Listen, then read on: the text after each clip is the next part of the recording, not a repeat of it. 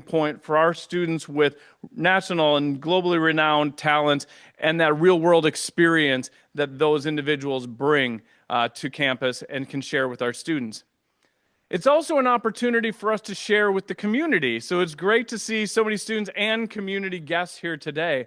We love to bring in people that are not just of interest academically, but also to the practice of business. We feel that that's our role in the community, is to provide those types of experiences for the business community and our partners as well. So thank you everyone for joining us today.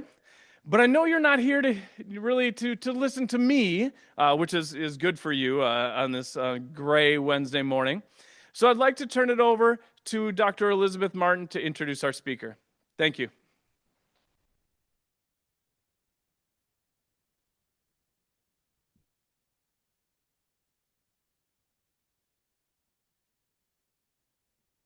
And good morning, everybody. And before I introduce Ken, just a quick word about the structure of our event this morning. So we'll, of course, hear Ken's presentation, and then there will be time for Q&A at the end. And at that point, we'll have a couple of students who will be runners with microphones, and we would ask that you do use the microphones to ask your questions, because we also have an audience on Zoom. And so using the microphones helps the Zoom audience as well. So keep that in mind, please. And so now it's my pleasure to introduce our 2026 Business and Society keynote speaker, Ken Favaro. Ken has had decades of experience working with CEOs, executive teams, and boards, and he's best known for his consulting expertise in three areas: strategy, innovation, and organization. Ken began his professional journey at Stanford University, where he graduated with both a Bachelor of Science in Engineering and a Master of Business Administration degree.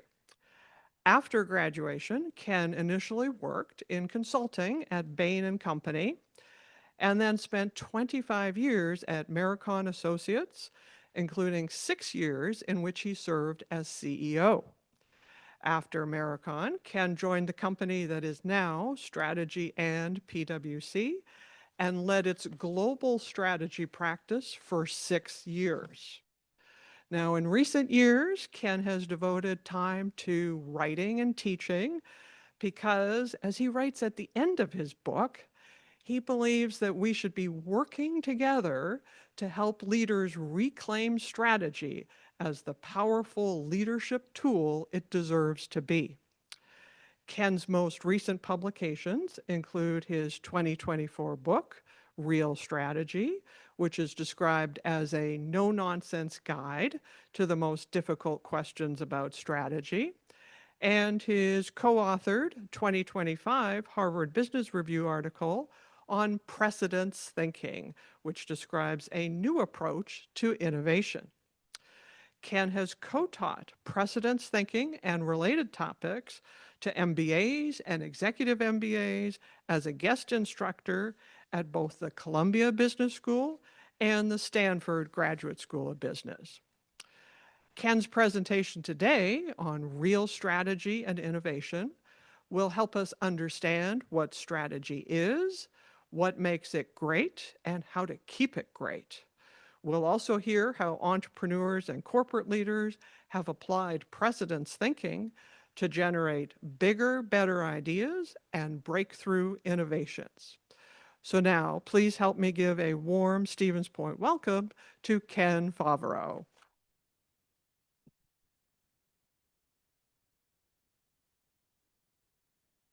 Thank you. Got me turned on? Okay, good. Hello, everybody. Good morning. That picture right there is from my brother's house in Sonoma. I grew up about 15 miles from there in a town called Vallejo, which is on the Northeast Bay in the Bay Area, Northern California. I was born, raised, educated in California, and then I made a mistake of leaving. And now I live in the New York area, and I'm telling you, I don't know how you guys do it. How do you live through these winters? I'm just a broken man. Anyway, thank you, Dr. Martin. She called me last summer, I think it was, and I'm not particularly passionate about public speaking, nor am I particularly good at it, but when someone from your alma mater calls, you answer the phone. So she recruited me, and I am glad to be here today. Thank you, Professor, for organizing or sponsoring this kind of event, Sentry as well. I think it's a great idea to bring together business leaders and faculty and students. It's a great way to both benefit the community and benefit from the community. I wish more business schools did more of that. So I congratulate you on doing that. And thank all of you for coming today, particularly the students. At my alma mater, I don't think there's a class anymore that starts before 1 p.m. In the afternoon. So I'm sorry to be the one to drag you out of bed so early in the day, but hopefully it'll be worth your time.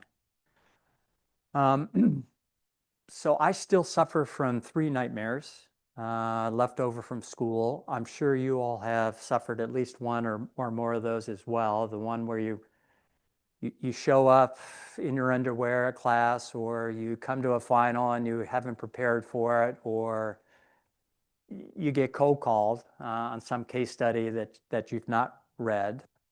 So you're all fully dressed. There's no final. And I won't be cold calling unless I see somebody who's looking bored or looking sleepy or looking at their phone. So beware. I may cold call you if you're not looking excited and engaged and focused and have your phone in your pocket. One more thing before I get launched, and that is something that I'd like everybody to think about. We'll come back to this later, but there's 2 statements here. One, which was written by Solomon in Ecclesiastes 1:9 back in the day, that there's nothing new under the sun. And the other statement is by the powers that be at Merriam-Webster, who define innovation as something new. Nothing new, something new. So what I would like you to think about is how those 2 statements could be true, both true. Make a mental note, or make a note in your phone, or if you have pen and paper, write it down. We'll come back to this and see what we think about how we might reconcile these 2 statements. Okay, so let's launch. My topic today is strategy and innovation. In my experience, as Dr. Martin said, working in the C-suite room or in the boardroom or at a business unit leadership team's meeting room, I have rarely seen those 2 topics addressed at the same time. It's usually either strategy, more often. Sometimes it's a meeting about innovation, but I rarely see those 2 topics coupled together. So why have I coupled them together? And my view, which would not pass any kind of peer-reviewed research, just based on my experience, is that great strategies and innovation cannot thrive without each other. And there's 2 sides to that. One is that great strategies are impossible without innovation, and innovation is rudderless without great strategies. We're going to come back to this as well. If this is true, then it raises some interesting questions that I would like to address today. One is about strategy, which is, where do great strategies come from, and how do you keep them great? Because if you don't have a great strategy and you can't keep it great, your innovation is going to suffer. And on the other side of that, where do great ideas come from? If that's the heart and soul of innovation, it's great ideas, where do they come from, and how do you generate them? Because if innovation is critical to having great strategies, one needs to understand where do these ideas come from and how do you generate them. So we're going to take them parts 1, parts 2, one at a time. And I'm going to start with, am I behind the, there, okay. Start with 3 companies. A retail company, a software company, and a Danish toy company. And ask you, what do these companies have in common? I'm not going to cold call anybody. We don't have time for that. I would love to, but just think about it for a couple of seconds. Think about what your answer would be to what these great companies have in common. I think they have 3 things in common. Okay. Each started with a big idea that powered a strategy. By big idea, I mean a new and superior solution to a problem that the world either wanted or needed to be solved. So Walmart goes back to the 1950s when Sam Walton was trying to figure out how do you serve rural communities with everyday low prices. No one had really figured out how to do that yet. And his big idea, which doesn't seem so big, it's so much of a part of our lives now, but at the time, his big idea was to serve rural communities and then suburban communities with superstores, crossing all categories. And there were a lot of logistical innovation that was required in order to achieve that. A very big idea. It turned Walmart into a great company, the world's largest retailing company in the world, neck and neck with Amazon. And then we get to Microsoft. Bill Gates and Paul Allen, their first company was a company called Trafodata. Anybody heard of Trafodata? It was in Seattle, where of course, they lived. And their big idea at the time was to collect data on traffic and sell it back to local governments to help them manage the traffic system in their cities. Well, that idea didn't turn out to be so big, we've never heard of it. That company failed. Meanwhile, they were toying around with writing software for PCs. Long story short, they figured out that if you could write a piece of software that would make it easy for PCs of any make to talk to each other, which is going to become a big problem with the proliferation of PC manufacturers. So you could write a piece of software using that operating system, and it would work regardless of who made your PC. That turned out to be a really big idea that turned Microsoft into an enormously successful company. And then there's that Danish toy company, which today is the largest toy company in the world. They were a mediocre toys and games company about 50, 60 years ago, and they inherited this building bricks toy where children could play with their bricks and create something out of it. But the bricks kept falling apart. They found a solution to that, which was they called automatic binding bricks made out of plastic. And that turned out to be a really big idea that has made this toy company from Denmark the world's largest toy company in the world. So all 3 companies were made great off the back of a big idea, meaning a new and superior solution to an important problem that the world needed or wanted to have solved. That's the first thing in common. Second thing is,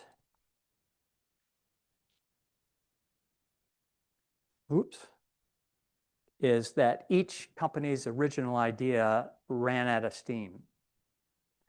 So think back to the year 2015 with Walmart. Up to that point, they had suffered somewhere between 10 and 15 years of stagnation. Once they felt they had saturated the rural and suburban communities in the United States with their now 4,600 superstores, they went international. They tried to go urban. They bought e-commerce companies.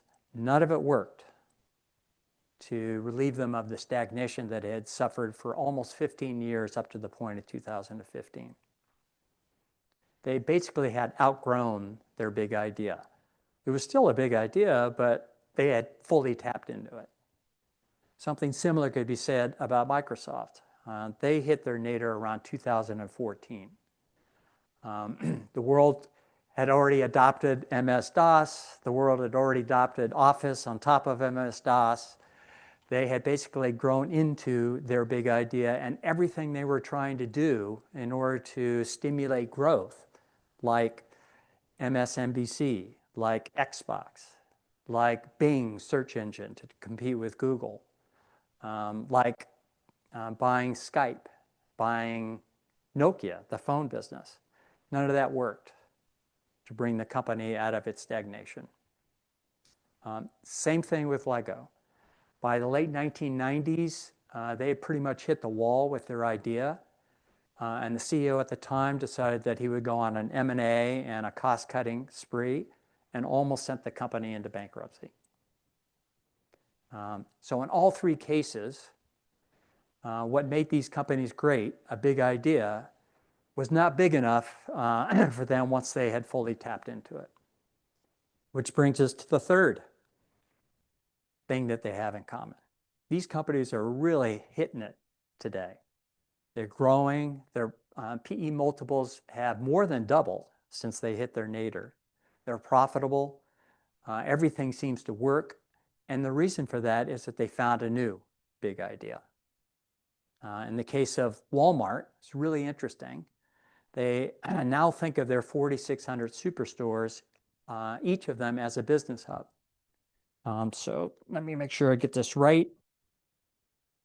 First of all, they think of them as fulfillment centers, not just stores, for their e-commerce business. That turned out to require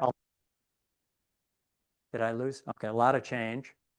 But Superstore now is a hub for a retail media business. It's a hub for a warehouse and delivery service business for third parties. It's a hub for last mile service, which is really difficult in groceries. It's one of the reasons why they are at least competitive, if not beating Amazon right now, because Amazon has not yet figured out that last mile problem for groceries, perishables. They're offering edge computing. So each store now has compute infrastructure for local businesses who need like autonomous vehicles. They need that. And also money centers. They now have 1,500 of their 4,600, 1,500 of them are money centers, which is more bank branches than Citigroup has across the United States. It's a really big idea, and it's working. Microsoft did something similar. So they hit their nadir in 2014. They've basically grown into their big idea. They're really suffering, as I said. They hire Nadella Satya, and his idea is we're going to put the whole company onto the cloud. So we're going to offer compute, which they haven't offered before. They put all of their office productivity tools into the cloud rather than selling it as software, software boxes. And they bought Envision Blizzard, what was it called? Activision Blizzard to complement Xbox, all on the cloud. And that company has been going from strength to strength ever since. After recovering from bankruptcy, Lego decided to pursue what I call the Disney strategy, which is with the original toy business, those plastic building blocks at the heart of the company. They built a network of businesses around it to basically create franchises out of their toy business and to monetize those franchises, just like Disney does with Mickey Mouse and Star Wars and Frozen. Monetizes those characters through multiple different kinds of businesses. Lego is doing the same thing with Legoland Resort Parks, movies. They have a TV show now that's a game based on Lego. They virtualized, so those, the kids that want to be online to use their virtual plastic building blocks. It's basically made their original toy business cool again after becoming very uncool with the young generation. So that was the third thing. Compare and contrast that with three companies, Nordstrom, Intel, and Nokia, which are no doubt great companies, but they're stagnating. So every one of them has been flatlining for years, despite cost-cutting, restructuring, operational excellence, M&A. All three of them are flatlining. And the reason is that their big idea, they've either outgrown their big idea or their big idea has been surpassed. So in the case of Nordstrom, for example, that company became great off it wasn't called this back at the time, but they were the category killer in men's shoes. That's what got them started. That big idea, everybody started to copy the category killer idea, so they had to move to something else. Their next big idea, which doesn't seem like one now, but it was at the time, was a very personalized in-store customer service relationship model. And that made that company great. They've outgrown that, and they've not found their next big idea, which is why their market cap has fallen by 30% over the last 10 years, despite the fact that they're very good retailers. Intel grew off the back of two big ideas. First, memory chips, and then Japanese surpassed that idea, and then famous Sandy Grove with his book, Only the Paranoid Survive, talked about how he transitioned the company to a different big idea around PC processing chips. So remember the Wintel duopoly between Microsoft and Intel. It combined Microsoft's operating system and Windows technology and Office products with Intel Inside's PC chips, and that turned Intel into a great company. That idea is no longer a big idea. And then there was Nokia. Everybody remembers Nokia. Their big idea wasn't mobile phones. Their big idea was mobile phones as a fashion accessory, which made it a global behemoth. But then the iPhone came along and surpassed their idea with an even bigger idea. I guarantee you that all three have excellent operators within them. They are really good business people. They are all working with the world's most famous strategy consultants. And yet they're still in stagnation mode. And the reason is because they no longer have a big idea to power their strategy. There's no amount of strategy or operational excellence or organizational effectiveness that's going to make up for the lack of a big idea that's still a big idea. So that answers the first two of our questions. Where do great strategies come from? In my humble opinion, having a big idea that is still big and big enough. And then how do you keep them great? Is by when your big idea hits a wall, which it will, sooner or later, is being able to replace it. I admit, that's a bit like saying you got to find another unicorn.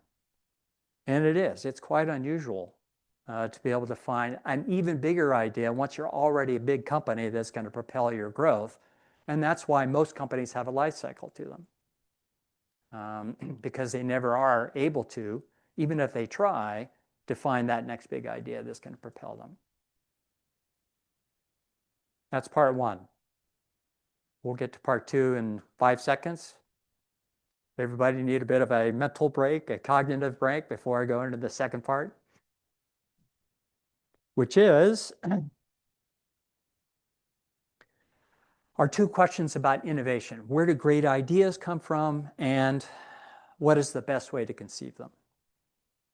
So, how many people have read Precedents Thinking? Ooh, not many. Good. All right. So what are the four things that these three things have in common? So number one, how cattle are slaughtered. Number two, how to make renting movies like renting access to a gym. And number three, how the practices of auctions and of ranking academic publications came together. If you read Precedents Thinking, you should know the first two, but you may not know the third. Let me give you 5 seconds to think about this, and then I'll tell you my answer to this, which is the four things that they have in common. The first is that each of those things sparked a world-changing idea. So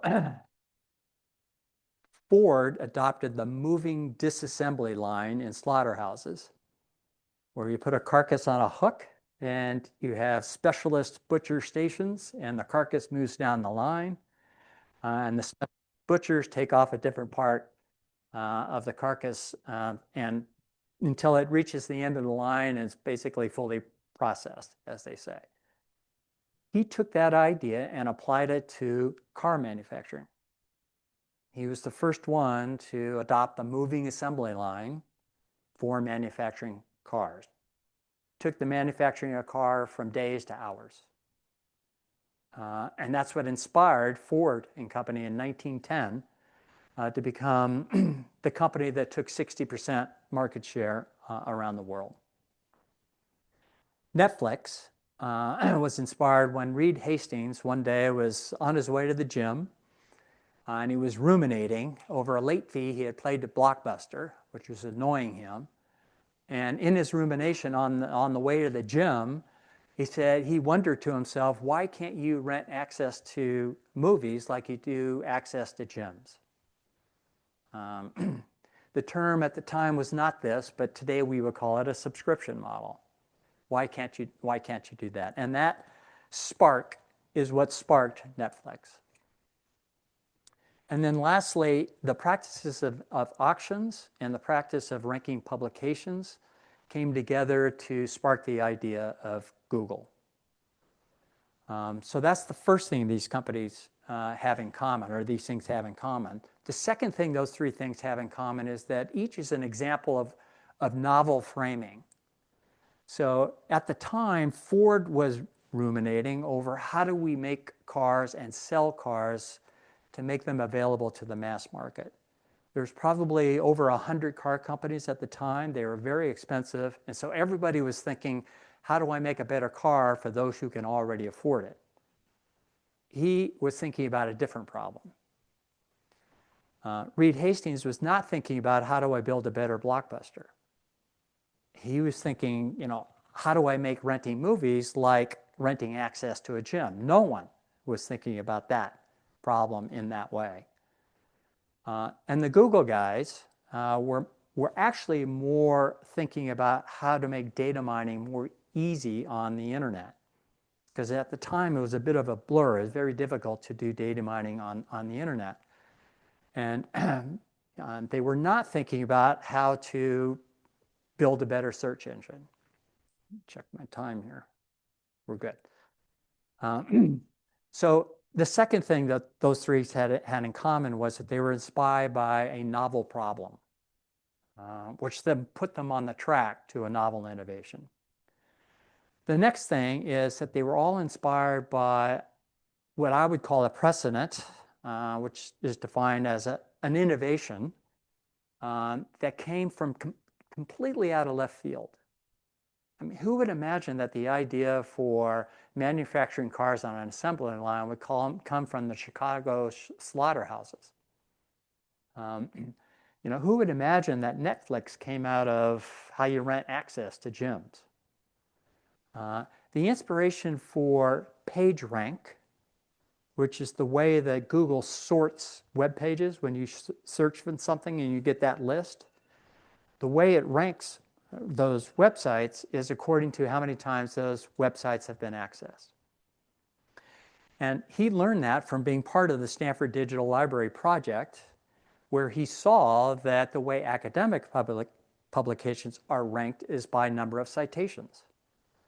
And that went into his subconscious, and he said, that's an interesting way to organize the world's information, as became their mission. But they didn't know how to monetize it. So they decided that they would try to sell the technology, I think to Yahoo and a couple of other companies for $1 million. No one could buy it. No one would buy it because no one could figure out how to monetize what they were doing. And so it wasn't worth anything. And then they came across a company called Overture, which had invented the auction system for selling display advertising through the internet. Which we'll come back to in just a minute. But in each case, it was something completely from left field that actually sparked the idea for how to solve the novel problem that they were working on. And the final thing is that each is an example of what I'll be calling creative combination. So adopting the moving disassembly line from slaughterhouses and turn that into a moving assembly line for manufacturing cars was only part of Henry Ford solution.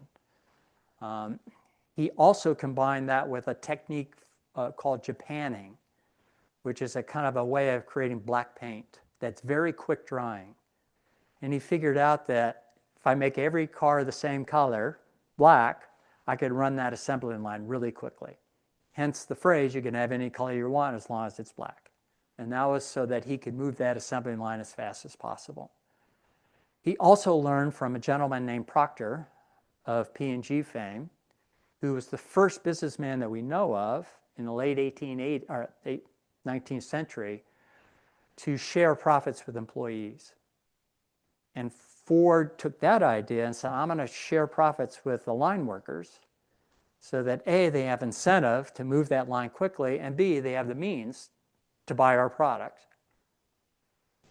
Then he had to figure out, how do you sell these things across the country? He felt like he could not afford to hire a sales force to do this. But he was inspired by a model that Singer, I think his name was Alfred Singer, had come up with to sell his eponymous sewing machines, which was franchises.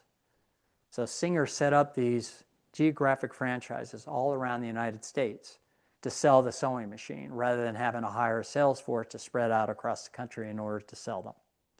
Ford adopted that idea. And he combined all four of those precedents in order to create the first mass volume car manufacturing business. He later said, I invented nothing new, I just assembled the discoveries of others.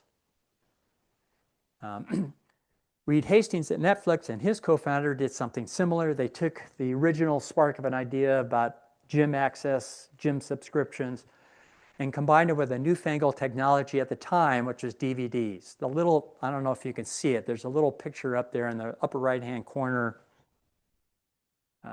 just underneath the Netflix logo to the right. That's a photo of the movie. I don't know if anybody's old enough to remember this, Twister. Helen Hunt was the actress in that movie. That's the DVD that he put into the mail and addressed to himself to see whether or not it would work, whether the DVD would survive the U.S. Postal Service intact at his house. And so he combined that idea with remote subscription to movie rentals. And then he copied what at the time was a newfangled thing called Amazon. And the picture, the little icon you see up there is the original website for ordering books, which is the only thing that was available at the time on the Amazon website. So he used that as a way to order and pay for movies remotely. And then you would have those movies mailed to you, and then you can mail them back, and thus was born Netflix. I know it's a lot different company now. They found a new big idea that's continued to propel it. And as I mentioned earlier, Google combined the idea of how you rank academic citations, which they learned from the Stanford Digital Libraries Project, with this company's model for auctioning off display advertising called Overture, which is now defunct, and thus was created Google. If you've stared at this, where these ideas come from, you realize, and you get this idea that it's all basically a combination of stuff that already exists. You start to see that everywhere. And one of the things that I found in my secondary research was that the best innovators in the world have already figured this out, regardless of what domain they're from. So Joseph Schumpeter, for example, innovation is new combinations of old ideas. Steve Jobs, innovation, creativity, is just connecting things.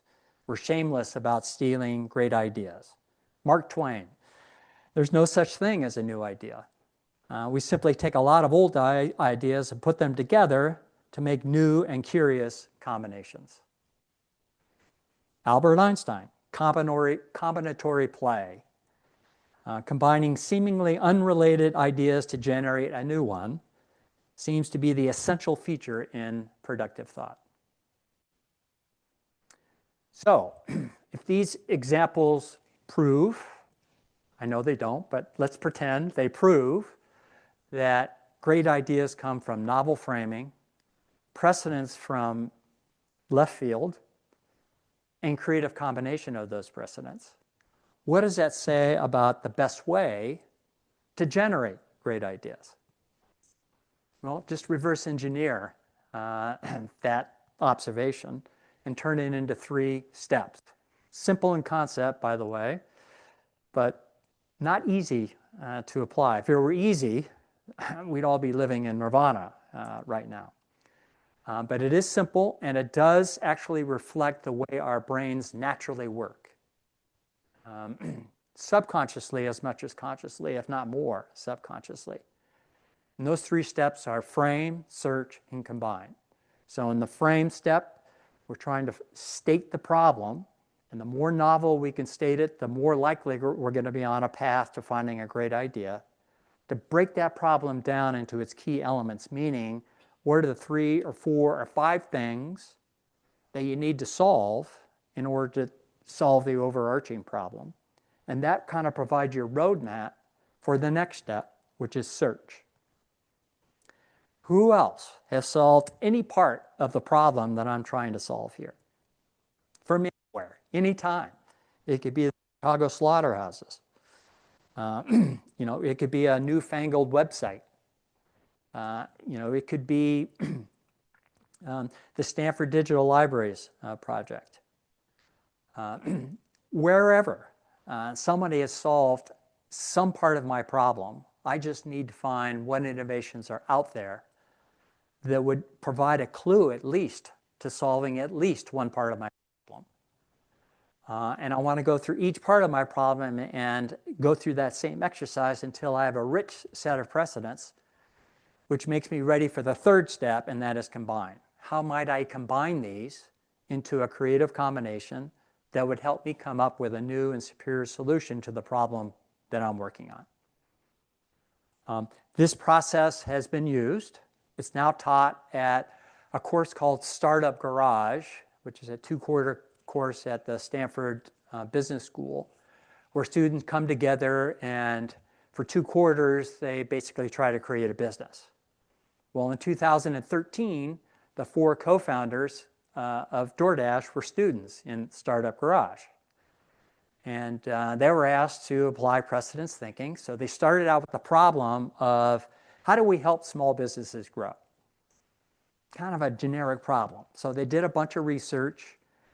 They talked to a bunch of people, and they talked to one woman who was running a bakery in Menlo Park, which is right next door to Palo Alto, where Stanford's located, who said, I keep getting requests for delivery of my products, and I can't do it. It's too expensive, it's too time-consuming. So they decided that is the problem we're going to try to solve. They then went through the process of breaking it down. Sorry, there's a little squinty here, but and they broke it down into 5 elements. One is, well, how do you manage variability in demand? So demand is not steady through the day. How do you manage that? How do you share a delivery infrastructure and network across independent restaurants? So they weren't serving chains. They could serve themselves. They were serving all of the independent restaurants and bakeries. How to make orders seamlessly placed and delivered so that you're not on the phone all day long. How to keep delivery costs as low as possible, because as you know, last mile delivery is very expensive. It can crush your economics. And lastly, how to ensure that the orders are delivered in a timely fashion such that people aren't waiting so long that they don't really want to use your service anymore. So they were asked to go out and find precedents. Long story short, they found 3 that you see listed in the middle here. Uber and its Domino's and its user-friendly mobile ordering. Uber and its driver network model. It's pretty fancy at the time, pretty common now to manage demand variability. They actually became part-time FedEx truck drivers in order to understand last mile delivery. And they discovered that the drivers were using an algorithm that FedEx had developed, which in order to optimize deliveries on their route. So they did deep research on all 3 of these precedents, and then they combined that into their solution that became DoorDash, which I think now is approaching an $80 billion company. Another example, this one is not in Precedents Thinking, the HB article, but it's a recent one from an initiative that I was asked to facilitate to address the issue of administrative waste in the U.S. healthcare industry. So that little chart you see on the left, the dots are countries, and the vertical is healthcare spend per capita, and the horizontal is GDP per capita. And you see the little green dot that sits way above the line, that's the U.S. And that difference between that green dot and the line is about $250 billion of administrative waste. What does that waste do to? I was telling a gentleman earlier today, there are over 300,000 individual health plans in the United States. There are almost 600,000 procedures that are covered by those 300,000 health plans. For each one of those 600,000 procedures, there are over 90,000 individually negotiated prices, which adds up to 56 billion combinations of prices and procedures. Just imagine the administrative burden that creates in order to manage billing and payments. So a team was put together by Stanford Medicine and Stanford Business School with PhD students and MBA students to come together and apply precedence thinking to see if they could envision a new and superior solution to the problem of administrative waste in the U.S. healthcare system. They spent a lot of time researching the problem and then framing the problem to understand what are the elements of that problem that you have to solve in order to solve the overarching one. And then they went into search mode to find precedents. You see 5 here listed, but they actually found 80 precedents that they thought were relevant, that could have lessons in them that would spark a solution to this overarching problem or an element of that problem. They did kind of divide it and conquer, so it was a team of about a dozen people, and they each took half dozen or so precedents and did deep research on them, came back together and decided on a shorter list of precedents, and then went through a creative combination exercise. They ended up with 5 precedents, which you see listed here. So they were inspired by how Fannie Mae and Freddie Mac back in the 70s created machine-readable standardized forms and modular products that could be customized for your education. So at the time, every mortgage contract was different. Literally, it was, householder by householder and very inefficient. Freddie Mac and Freddie Mae came together and basically asked the mortgage industry, the banking industry, to standardize mortgage contracts, which are still configurable to this day. They were also inspired by what are called SSOs, which are standard-setting organizations in the mobile phone industry, where everybody innovates, but once a year they come together and say, whose innovations are we picking? And whoever the winner is, everybody has to standardize around those innovations in order that everybody, phones are interoperable with each other. That inspired their thinking. Stripe, the digital payments processing system, and how easily it's integrated into websites and apps. SWIFT is the financial services technology that was created out of Switzerland to enable financial transactions between any financial institutions located anywhere in the world instantaneously. So moving money around the system.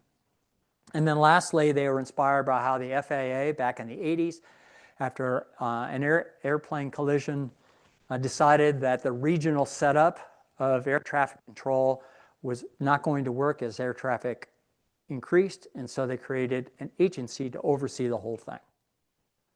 That inspired their thinking as well. Long story short, it boiled down to a combination of 2 ideas, one on standardized, modular, configurable, and importantly, machine-readable health plans that were 80% the same, but had 20% room for a bit of customization at the edges, and a uniform digital transactions platform that would house these digital contracts. This has now been picked up by CMS, the federal government's Medicare, Medicaid agency, as well as a couple of key states that they approached about piloting this and experimenting with how this would work in practice. And they're estimating that there's $250 billion of savings that are on the table to be realized. So for them, it really worked. One of the people on the team was from McKinsey & Company and said, we've been working on this problem for 5 years, and I had come to believe that it was intractable. You could not solve it. And that's because they had healthcare experts working on that problem. They were trapped in their orthodoxy.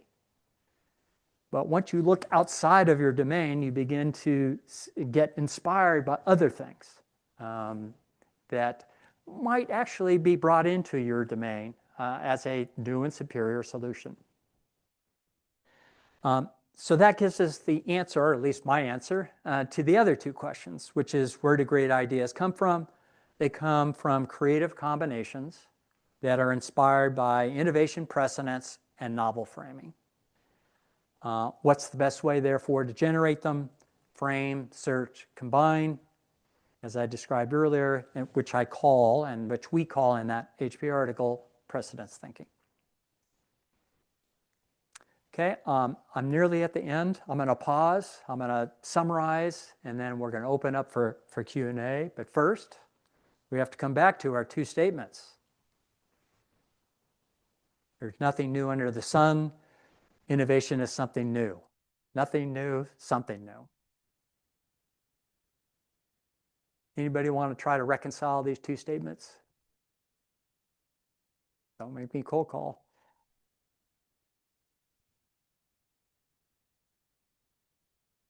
Will.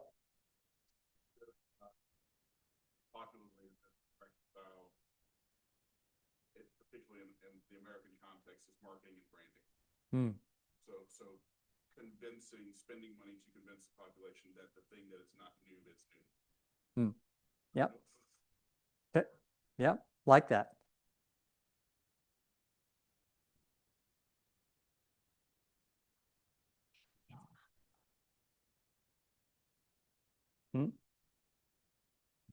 Anybody else?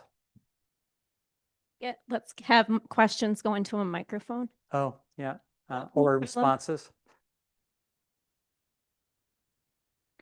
Like nothing is new in the world, but like it can be new in your own experience, like for you, so like a new perspective.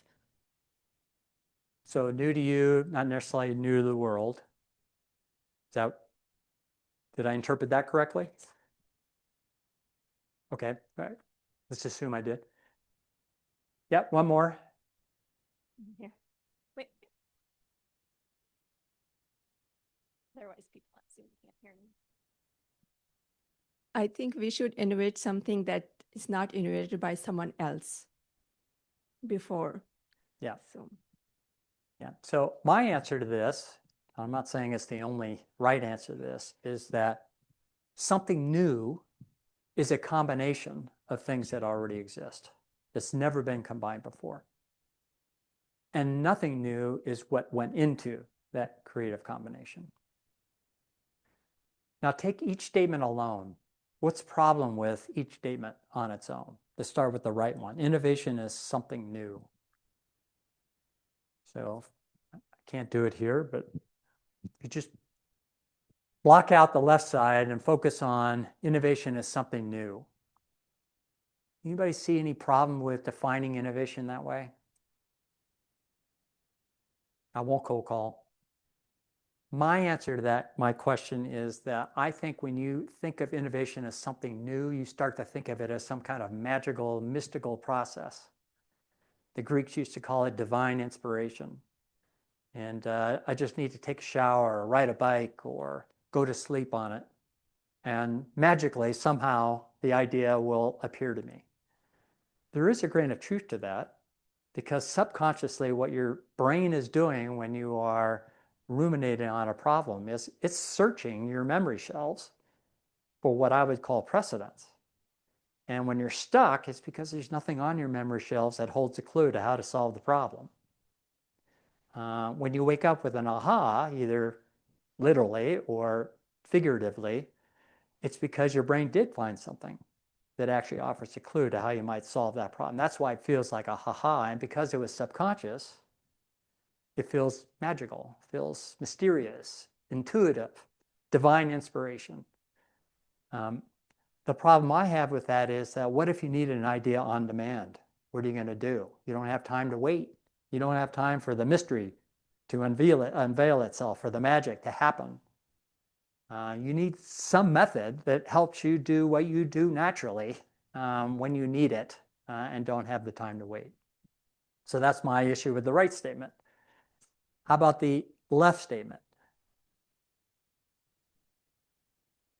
There's nothing new under the sun. Anybody feel anything wrong with that?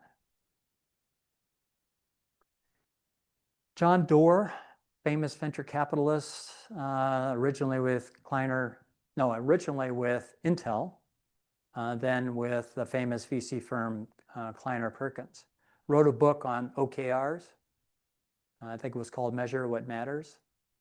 And in one of his opening lines, he talks about how he says, literally, ideas are the easy part. Execution is everything. And he was kind of echoing people's interpretation of Thomas Edison when Thomas Edison said, invention, I think it was the word that he used, not innovation, but invention is 1% inspiration and 99% perspiration. People interpret that as ideas are the easy part. The tough part is actually execution. Well, think back to those three stagnating companies, Nordstrom, Intel, and Nokia. And you tell me, best strategy consultants in the world, the best innovation consultants in the world, some of the best operators in the world, haven't yet come up with a great idea to replace the one that's been surpassed or that they've outgrown. I think the problem with there's nothing new under the sun is that it implies, that's my interpretation, it implies that ideas are the easy part. They're a dime a dozen. And of course, AI doesn't help, because you go into AI and get, ask for an idea, you will get a bunch of them, and they'll be mediocre ideas. So that's it. What you've heard today is that great strategies are impossible without innovation. Innovation's rudderless without great strategies. Great strategies and innovation, therefore, can't really thrive without each other. And that raises questions about where great strategies and ideas come from, great strategies from big ideas, and sooner or later, every company's big idea runs out of steam for various reasons. You've outgrown it, or it's been surpassed by someone else, or most tragically, you've drifted away from it. Starbucks is a good example of that. Drifted away from Howard Schultz's original big idea. Fortunately, they have a new CEO who has realized it and is trying to take the company back to its original big idea. The question is whether or not that can be pulled off or not. Great ideas come from creative combination, inspired by precedents, meaning out of left field inspiration, and from novel framing, meaning a problem that either no one is trying to solve or no one is thinking about that problem in the way that you're thinking about it.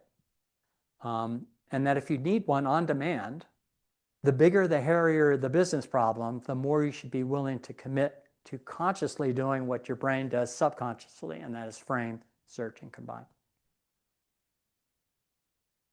Time for Q&A. Thank you.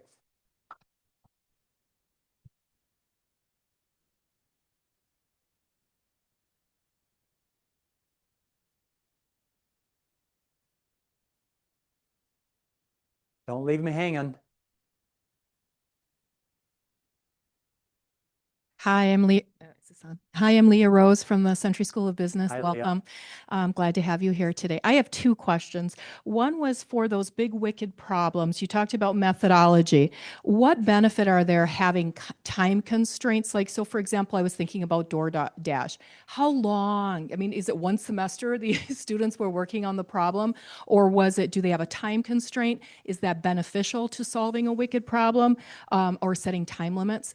And then my second question for you is a bigger easier one regarding higher education. So how does this apply to higher education, and what are you seeing out in the higher ed spectrum? Okay, so on the first question, I think constraints can be good for innovation. I don't think time constraints are good for generating a truly great idea to a big, wicked problem. That is, in my humble opinion, I'm not a neuroscientist, I'm not a psychologist. None of this has been peer-reviewed, based on peer-reviewed research. It's just my experience working with executives and trying to come up with ideas myself, is that you need percolation time. You need time. In fact, the frame search combined process that we used with the Stanford Medicine thing, that took place over 9 months. There's an example in the HBO article around global foods, just between us chickens. That was Coca-Cola Company that was getting hammered for being the cause of obesity and diabetes, not just in the US, but particularly in Mexico, where they have a really big diabetes issue. That process of frame search combined took almost a year.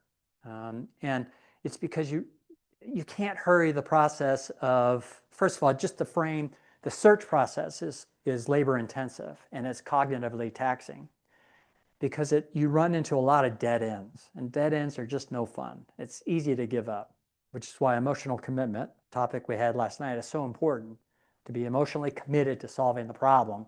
Otherwise, at the first barrier, you're going to just say, forget it. And so you can't hurry that process. If it's a big, hairy problem that your expertise is simply insufficient for solving, you're going to have to gain inspiration from somewhere else. And I don't feel you can hurry that process. If you're about to, if it's a matter of survival in the next 5 minutes, then come up with the best idea you can to survive. But if it really is a big, hairy problem that you're emotionally committed to solving, give yourself some time. Calendar time, not just work time, to the framing, on the precedents, on how you might combine those precedents. On the second one, do I read correctly? How do you apply precedents thinking to the need for innovation of higher education? Is that what?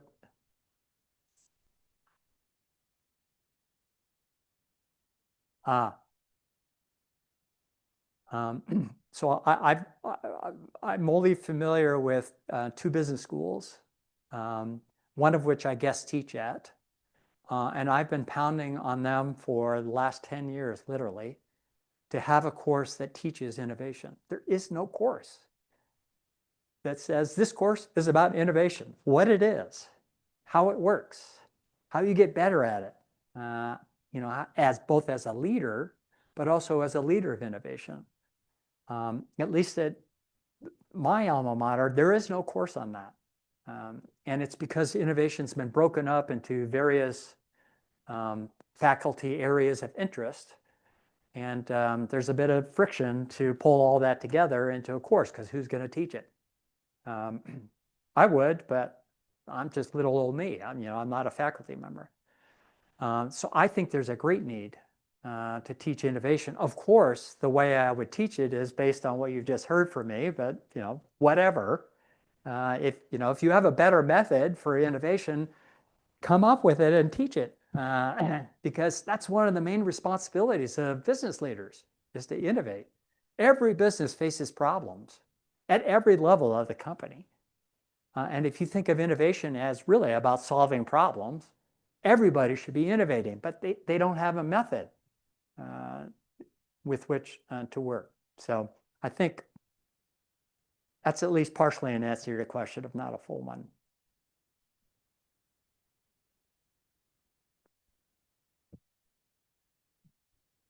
Hi, Ken. My name's Caden Moss, senior with the Sentry School. Thank you for being here today. My question is, what role do you think AI / machine learning has played and will play in the future in streamlining or assisting businesses and society with innovation? Yeah, so Dr. Martin just made sure that I don't have a spare moment today while I'm here. So I'm I'm giving another session at 11 o'clock called Innovation and AI. And so let me step back on my little pedestal here and define innovation for the purposes of answering your question and this talk that I'll be giving later this morning. I define innovation as the conception and implementation of ideas to solve problems with new and superior solutions. I think there are 4 critical ingredients that make innovation successful. One is emotional commitment. I referred to that earlier, because the world doesn't want new and superior solutions. They may think it wants it, and they reward them heavily, but the world wants status quo. And when you're trying to change the status quo, you're going to face a lot of resistance, and you're going to give up unless you're really emotionally committed to both the problem as well as the solution you think you have to that problem. 2 other things are experimentation and iteration. No idea is ever fully formed. No idea is easy to implement. You need to experiment. In the process of experimenting, you will change your idea, it will evolve, it will become better. But iteration and experimentation are essential to innovation. And then the 4th one is, and this won't surprise you, are great ideas. An ideation method that enables you on demand to come up with a great idea. So those 4 things, ideation, iteration, experimentation, and emotional commitment, I would say are the 4 most important ingredients of an ability to innovate. And I think right now, I think in the future, AI will be useful for iteration, experimentation, and ideation. I can't see yet that it will ever be useful for emotional commitment. In fact, there's a dark side to making it easier to innovate through AI, which is you tackle more problems than you can be emotionally committed to. So you're really just basically wasting your time. In the session later this morning, I've been wrestling with the question of, the research so far, maybe you'll have different research, I would love to hear it if you do, is that AI is really good at coming up with lots of ideas very quickly, but they tend to be mediocre ideas.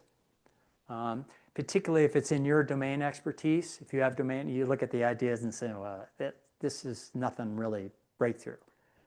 I've been wrestling with the question of, well, if AI, quote unquote, understood what a great idea is, such as what I've described today, and if AI understood, quote unquote, how you generate them, as I've described today, would it be better at coming up with great ideas, not just a lot of mediocre ideas?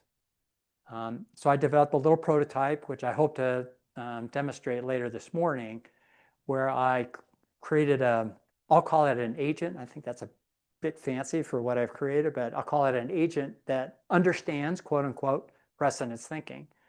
You give it a problem just like you would give Google a search request, and it will walk through that process. So you can use it as a brainstorming partner. So I think the future of AI might be that, at least for the ideation part of it. You can also use AI, and I haven't really prototyped this yet, for give me ideas on how to experiment with this solution. What experiments should I run to solve this? Look everywhere for people who have done something similar in some way, and give me some ideas for how to experiment, and also iterate. So Lucy is the name of this prototype. We'll come back with 3 ideas, and you can say, I don't like these ideas. Try again, or give it feedback on why you don't like those. Try again, so you can iterate as well. So I think AI would be really good at the ideation, experimentation, and iteration parts of it, but until it develops a body with a heart and a soul and the 5 senses, I just don't see AI being able to replicate the emotional commitment that we as human beings need to innovate. If I could stay on my pedestal for a second, and I made a big deal out of this last night at dinner.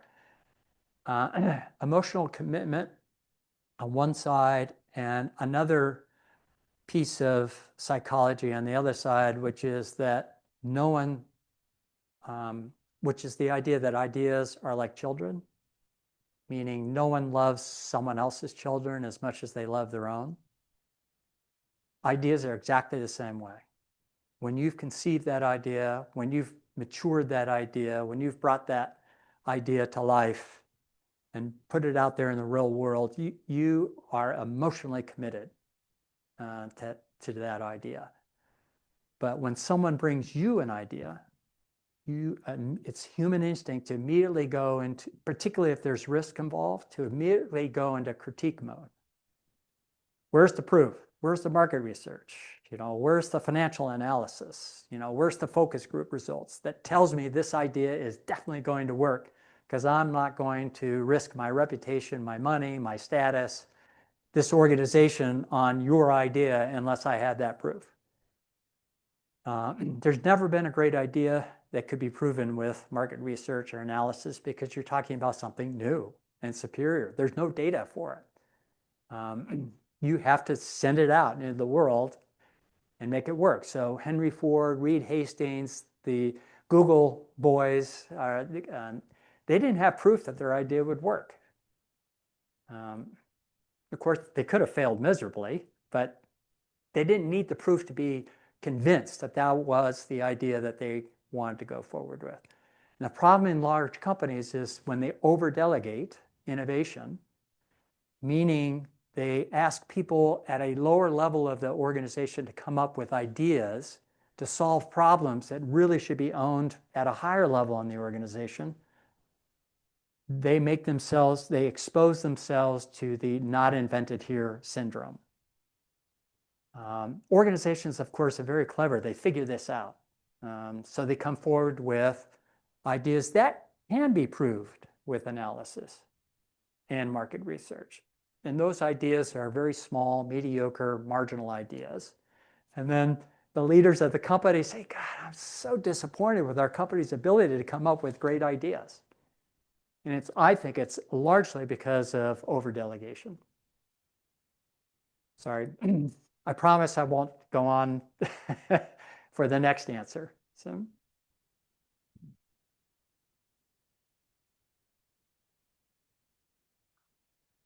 Good morning, Don Broderick. How do you slap the corporate leaders so that we don't go back and take this book and turn it into forming a task group that's going to form tiger teams that prepare a checklist, and we work 6 months or 6 years on it, check all the boxes and find out it didn't work? Yeah, I don't know.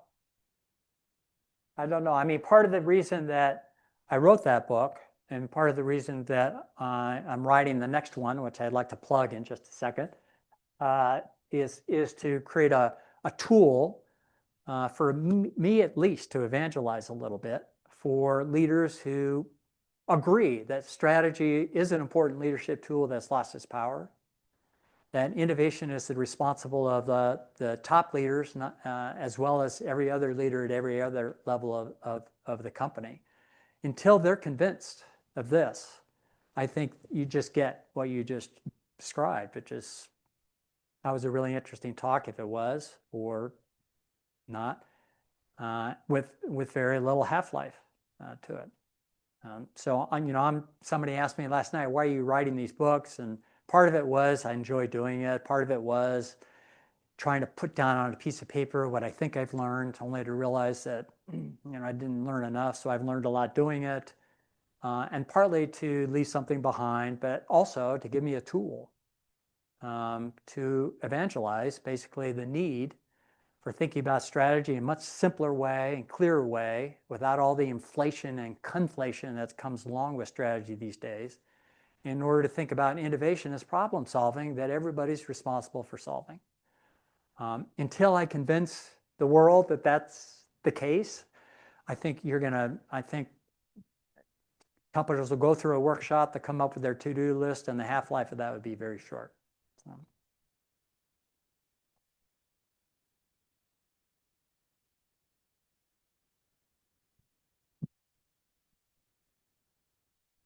Hi, Ken. Hi, Ken. We have a question from an online listener whose question is, can you connect this to the hedgehog concept from good to great?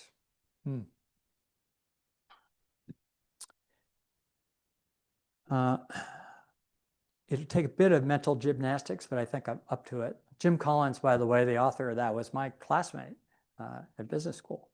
He's quite a character. He started after school, he was a research analyst for, who's the guy that wrote In Search of Excellence? Tom Peters. He was Tom Peters' researcher for that book. That's where he kind of got the idea of writing business books based on research, which is, sorry, up until that time, most business books were, you know, how they did it type books.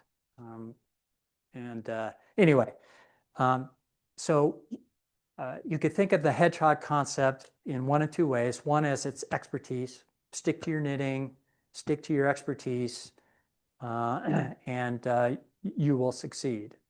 You could also think of the hedgehog concept as we have a big idea. That big idea is everything that our strategy is about monetizing. We will not drift away from our big idea. And as long as we do that, until we outgrow it or until someone comes along with a better one, we're going to stick with that idea. So Starbucks lost its way, as I mentioned earlier, because they drifted away from it. In Real Strategy, there's I can't remember what chapter it is. There's a story about the can company, whose name escapes me right now, getting long in the tooth, that also, as soon as the CEO retired, the new management team drifted away from the idea that made that company really special within a highly commoditized industry. In my humble opinion, Southwest Airlines is now drifting away from its big idea. It's starting to look like every other airline. Why? Because I think it hit the limits of its original big idea and it needs to find growth, needs to acquire customers. And so they're starting to copy everything else that all the other major airlines are doing. And I think it's drifting away from its big idea. The solution is stick with your big idea and work on finding a bigger, better idea. That to me is what leaders should walk away with is, oh my God, we're stagnating. We need a new big idea. That's what I would go back to the leadership team with if that's the case and say, you know, we're going to do all this strategy work, operational work, organizational effectiveness work. So we're going to hire consultants, whether it's innovation or strategy, or we're going to hire bankers for M&A, and it's just not going to make a big difference if there's not a big idea to propel it all. So for me, the hedgehog concept is really about staying focused on your big idea until such time you either need to replace it or refresh it.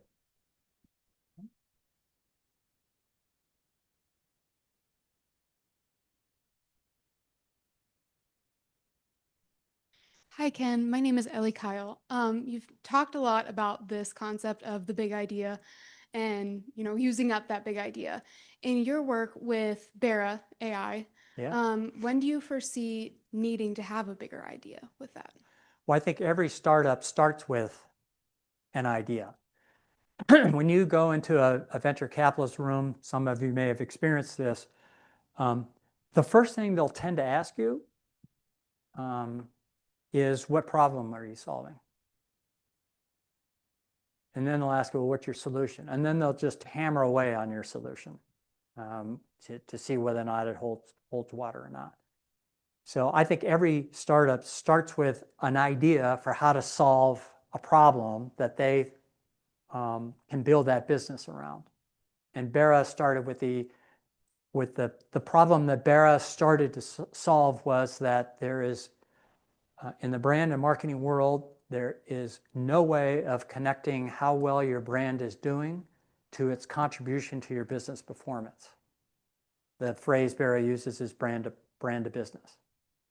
So, you know, I track my brand, and the tracking says my brand's doing better, but I have no idea what implications that has for how my business is performing. And therefore, I don't know how much it's worth to invest in continuing to increase my brand health or brand equity or whatever you want to call it. So If you're starting a business, every business starts with an idea, so it has to come out very early. Or you're just going to be chasing your tail and not really make traction. Did I answer that? Yeah. Okay. Yeah. Oh, you're gonna give me the hook, but first, I see that all of you have a copy. It's encyclopedic, not just in its bulk, but in its design, meaning each chapter stands alone. So you can dip into any topic that is of interest to you and not have to read anything else in the book to get something out of that chapter. You could also read it from beginning to front and get a logical flow if you wish. But if you have the interest, the time, the stomach to read it, the things that I would ask you to look for are why strategy has lost its power. I think if you have some insight into that, then either as current or future leaders, you can reclaim that power, which is the second part, how to reclaim it. And then lastly, what can you learn about strategy from different kinds of enterprises like startups or not-for-profits, private companies, family-owned companies, that even if you're not running that kind of enterprise, will give you some lessons about strategy for whatever enterprise you're running, and also from different kinds of industries. Industries throw up all kinds of different kinds of strategy challenges, but you realize that they're not necessarily specific to that industry. So it's a little bit like looking at precedents. How have other industries solved these kinds of strategy problems that would help me figure out how to solve a similar strategy challenge in my industry? And then a plug for my next book, which is real innovation. So same design, encyclopedic, modular, individual chapters that stand alone. The book is about the perennial disappointment that pervades most public companies with their ability to innovate, what that disappointment is, why that disappointment. It then goes on to talk about, how do you turn disappointment into delight? What does that take? And how do you do what it takes? And it finishes with, or throughout the book, you'll find at least one person's view on how to navigate a lot of the shaky advice out there and a lot of the common nonsense out there around innovation, because I think a lot of companies get captured by that and it actually hurts their ability to innovate. So one way to get better at it is to understand what's shaky about the most common pieces of advice and what's nonsense about the most received wisdoms out there regarding innovation. It's going to come out later in the year. If you're interested, you see my email up there. There's also a QR code that will automatically help you send me an email and just say, I'm interested in knowing when that book comes out. Other than that, thank you for your attention. I hope you got something out of it, and we'll talk to you soon.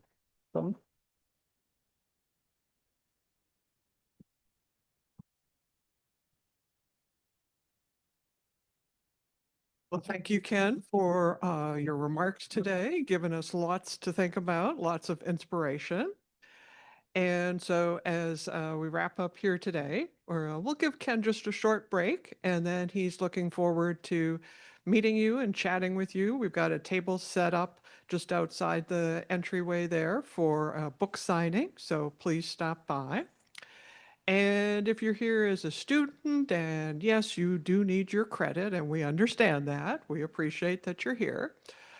If you were on Zoom, there's nothing else you need to do. We will use the Zoom record of your login, so nothing else you need to do for credit from there.